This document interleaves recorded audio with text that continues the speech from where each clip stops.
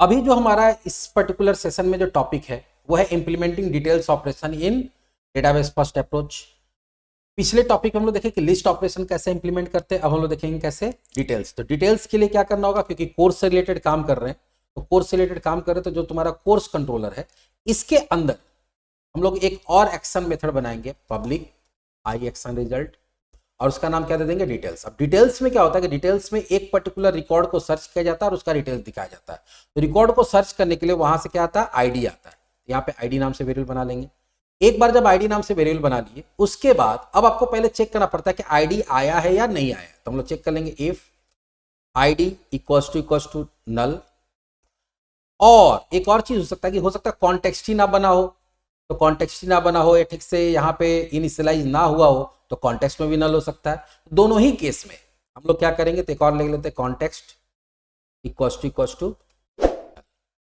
दोनों ही केस में क्या करेगा, ये दोनों में से कोई भी होगा तो पहले ही क्या करेगा, एक एरर मैसेज भेजेगा वहां पे। तो एरर मैसेज भेजने के लिए हम लोग पढ़े थे टेम्प डेटा के अंदर किस नाम से भेजना है, ERRMSG, ठीक है, इक्वल्स टू। यहां पर हम लोग क्या करेंगे, अनेबल टू डिस्प्ले डेटा, ऐसे डॉट डॉट करके आ जाएगा। ये रिक्वेस्ट हम लोग वापस कहां भेजना चाहते हैं, उसी इंडेक्स पेज में भेजना चाहते हैं, लेकिन इंडेक्स पेज में भेजने से पहले, इंडेक्स व्यू में भेजने से पहले आप ERR मैसेज को डाल दिए। तो इस बार जब भेजेंगे तो वहां ERR message not equals to null हो जाएगा और वो एरर वाला जो होगा वो दिख जाएगा, दिखाएंगे अभी करके। और यहां पे करेंगे रिटर्न, और आपको यहां पे दूसरे व्यू में भेजना। अगर रिटर्न व्यू करेंगे तो डिटेल्स में चला जाएगा, आपको भेजना इंडेक्स में। तो वहां पर हम लोग क्या करेंगे, वहां पे हम लोग करेंगे रिडायरेक्ट टू व्यू एक्शन, और यहां पे क्या डाल देंगे, इंडेक्स। ठीक है भैया, आप इंडेक्स को हम लोग रिडायरेक्ट कर दे रहे हैं। एक बार इतना रन करा के देखते हैं। और इसमें क्या करेंगे हम लोग, ध्यान से देखो, हम लोग कभी भी जब ये मेरा कॉल होगा तो वहां से आईडी आना चाहिए। हम बिना आईडी का पास करेंगे तो ये, एक मिनट कुछ गड़बड़ हो गया। अच्छा, यहाँ नीचे एक और चीज करना होगा हम लोग को, अभी नहीं किया हुआ, रिटर्न फिलहाल व्यू। अभी इसमें और कुछ चेंजेस करेंगे, अभी फिलहाल बीच में ही हम इसको रन करा रहे हैं इसलिए रिटर्न व्यू लिख दिए। नहीं करते क्योंकि रिटर्न नहीं करेंगे तो, क्योंकि यहाँ रिटर्न टाइप आई एक्शन रिजल्ट दिया हुआ तो रिटर्न व्यू कराना ही पड़ेगा।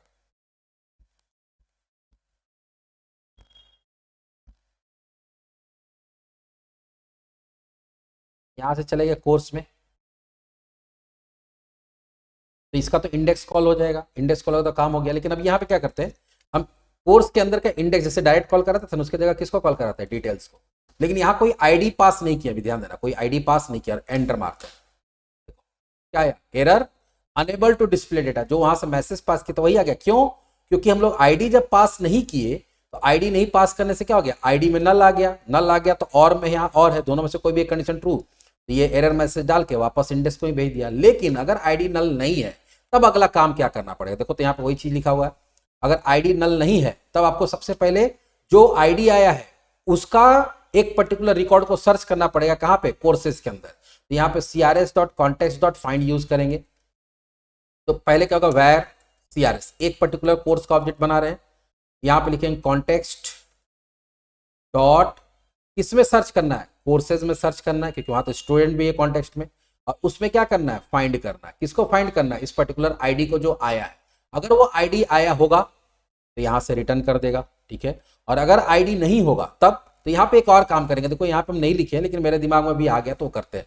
ऐसा भी तो हो सकता है कि जो आईडी दिया गया वो आईडी मिले ही ना, तो यहां हो सकता है if crs equals to null. अगर आईडी नहीं मिलेगा, देखो अगर वो आईडी मिल जाएगा तो उस पर्टिकुलर स्टूडेंट का ऑब्जेक्ट यहाँ के स्टोर हो जाएगा। और आईडी नहीं मिला तो उसमें क्या करना लगेगा, अगर आईडी नहीं मिला तो फिर से वापस वहीं भेज देंगे। कहां भेज देंगे हम लोग, फिर से वापस भेज देंगे टेम्प डेटा में एरर मैसेज डालेंगे और यहां पे इस पर क्या लिख देंगे, ID, course ID not found या details not found, details DATAI, details not found, ये मैसेज लेके जाएगा और इंडेक्स में चला जाएगा। अगर मान लो कि नहीं, कोर्स इक्वल्स टू नल नहीं है, तब क्या करेंगे हम लोग, वही पर्टिकुलर कोर्स को डाल के ये डिस्प्ले वाले व्यू, डिटेल्स वाले व्यू को भेज देंगे। तो डिटेल्स का व्यू तो अभी बना नहीं हमारा, तो देखो पहले चेक किया कि आईडी ही नहीं आए तो क्या होगा। अगर आईडी आया लेकिन उस आईडी पे कोई कोर्स नहीं मिला तो क्या होगा, ठीक है। और अगर आईडी आ गया है और कोर्स भी मिल गया तो क्या होगा, तो क्या होगा भैया, तो होगा कि हमारा एक व्यू होगा जो खुल जाएगा। किसका व्यू, डिटेल्स का व्यू। लेकिन डिटेल्स का व्यू तो हम लोग बनाए नहीं है। अब डिटेल्स के लिए डिटेल्स टेम्पलेट का यूज करके एक व्यू बनाएंगे हम लोग। कैसे बनाएंगे चलो देखते हैं। इसके लिए इस पर राइट क्लिक करेंगे, ऐड व्यू,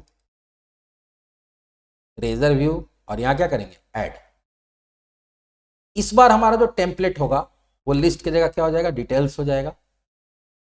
मॉडल नेम वही होगा, कोर्स, टीवी फर्स्ट और ऐड। लेकिन अभी तक हम ये नहीं दिखा पाएंगे जब तक हम डेटा नहीं डालेंगे, डेटाबेस में क्रिएट का काम नहीं करेंगे, तब तक ये काम करता हुआ दिखेगा नहीं। अभी एरर वाला भले ही दिखा सकते हैं।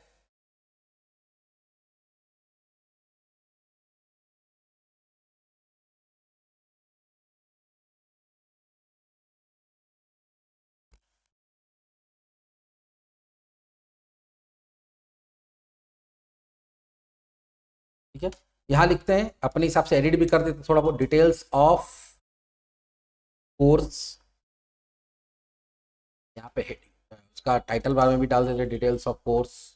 बाकी सब कुछ देखो यहाँ अपने आप जनरेट हो गया। अब इसको रन कराते हैं।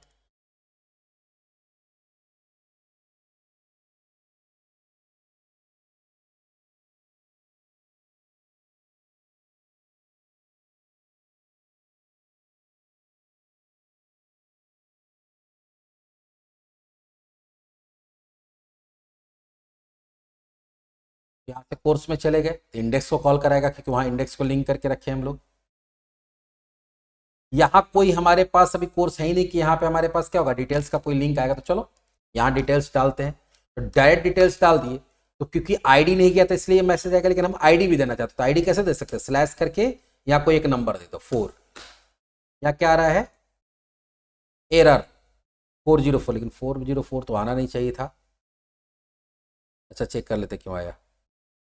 तो उसका जनरेट कर दिए हैं। और अगर आईडी नहीं आएगा तो यहाँ तो नल आना चाहिए था। एक मिनट रुक जाओ, कुछ प्रॉब्लम हुआ है, देखते हैं क्या प्रॉब्लम हुआ। हम लोग जो फाइंड किए तो सी आर एस में जाके C R S equal to question null. अब इसमें नल आ रहा है कि नहीं वो देखना होगा। इसके लिए क्या करते हैं हम लोग, यहाँ पे एक लगा देते हैं ब्रेक पॉइंट। ब्रेक पॉइंट क्या होता है, ऐसा चीज होता है, देखो इसको ब्रेक पॉइंट लगाने के लिए पहले बुकमार्क लगाना होगा। बुकमार्क लगाने के लिए यहां से लगाते हैं और उसके बाद यहाँ पे आके बुकमार्क पे क्लिक कर देना होगा। तो होगा क्या कि प्रोग्राम रन करते हुए जैसे ही यहाँ पे पहुंचेगा तो आपका प्रोग्राम रुक जाएगा, जब तक कि हम आगे बढ़ने के लिए नहीं बोलेंगे। और उसके बाद आके हम लोग चेक कर सकते हैं यहाँ पे कि किस ऑब्जेक्ट में क्या आया क्या नहीं आया। चलो एक बार चेक कर लेते हैं। ये भी चीज अभी पहले नहीं यूज किए थे, अभी यूज किए। वो एक दो बार और यूज करेंगे तो तुमको समझ में आ जाएगा क्या काम हो रहा है। किसी भी कोर्स को बीच में रोकने के लिए ब्रेक को हम लोग, अभी क्या हो रहा है पूरा कोड रन कर जा रहा है, हम बीच में रोकने के लिए क्या कर सकते हैं, ब्रेक पॉइंट लगा सकते हैं। कोर्स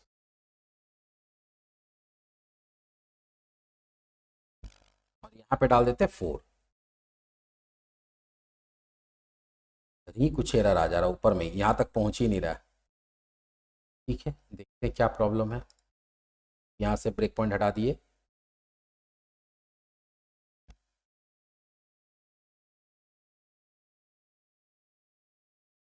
यहाँ से आईडी देना है,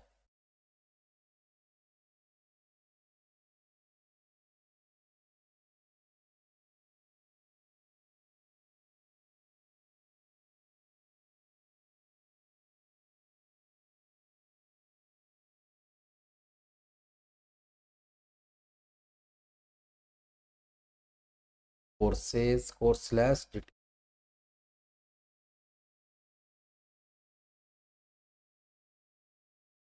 डिटेल्स डालने में तो यहाँ सही काम कर रहा है।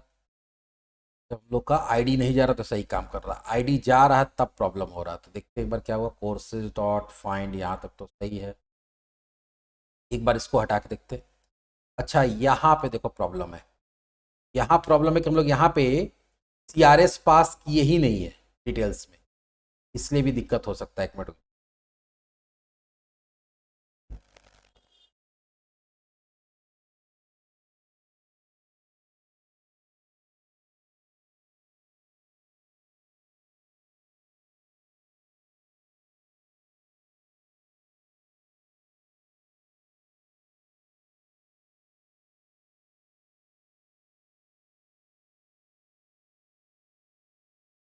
डिटेल्स स्लैश,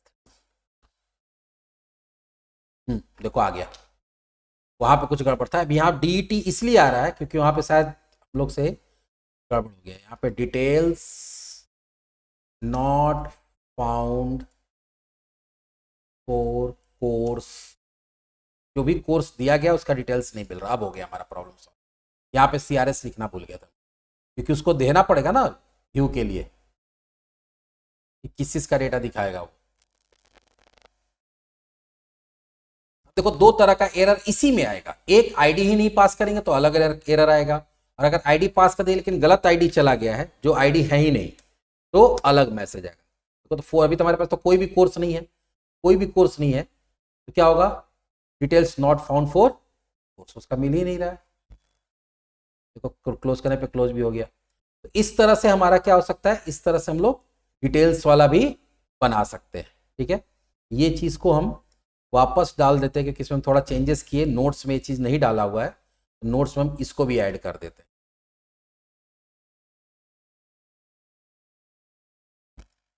एक चीज जो हम लोग ऐड किए कि हो सकता है कि यूजर खुद से मैनुअली यूआरएल डाल रहा हो, मैनुअली यूआरएल डालते समय वो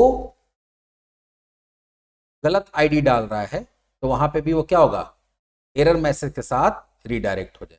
इस तरह से डिटेल्स भी देखिए, लेकिन अभी देखो डिटेल्स देख नहीं पा रहे हैं क्योंकि कोर्स में डेटा है नहीं। तो नेक्स्ट जो हम लोग बनाएंगे वो बनाएंगे क्रिएट के लिए, और जब क्रिएट के लिए बन जाएगा, डेटा जब मेरा इंसर्ट हो जाएगा, तब आपका लिस्ट भी काम करने लगेगा और डिटेल्स भी काम करने लगेगा। तो चलिए मिलते हैं नेक्स्ट वीडियो में, जहां पे हम लोग बनाएंगे क्रिएट वाला पार्ट। ठीक है, जहां पे आप डेटा को क्या करेंगे, इंसर्ट करेंगे।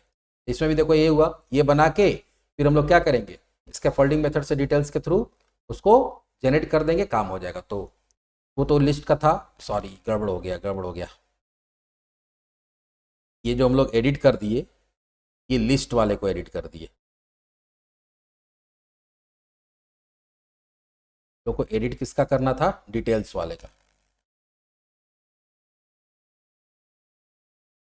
ठीक है, इसको बाद में हम सुधार लेंगे। तो मिलते हैं नेक्स्ट वीडियो में, जहां पे हम लोग क्या करेंगे, क्रिएट का काम करेंगे।